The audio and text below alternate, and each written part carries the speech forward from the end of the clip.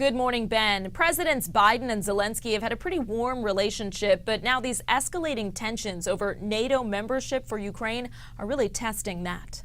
Day 2 of the NATO summit in Lithuania, setting up a critical meeting between President Biden and Ukrainian President Volodymyr Zelensky as the war-torn country's leader presses for a clear timeline for joining the powerful security alliance. We'll speak today and fight for its security guarantees for Ukraine on the way to NATO. President Biden has repeatedly resisted Ukraine joining while the war is ongoing to avoid pitching all of NATO into armed conflict with Russia. The NATO Secretary General offering this guidance. We will issue an invitation for Ukraine to join NATO when allies agree and conditions are met. Not concrete enough for President Zelensky, who criticized the alliance on Twitter, writing, quote, "Uncertainty is weakness." Analysts point to the central dilemma. If you say you join after the war, you're giving Russia an excuse to continue the war for as long as it possibly can.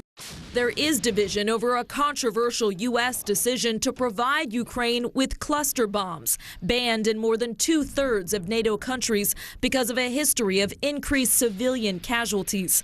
The U.S. calling it a temporary stopgap while allies restock other rapidly depleting munitions. If we didn't do it, if we don't do it, then they will run out of ammunition. If they run out of ammunition, they will be defenseless. A delicate balance to defend Ukraine without yet offering the full protection and pitfalls of NATO membership. Allies at the summit are promising to step up their support for Ukraine in its fight against Russia. President Biden will deliver a speech later today focused on that message. In Washington, Alice Barr, Wake Up Charlotte.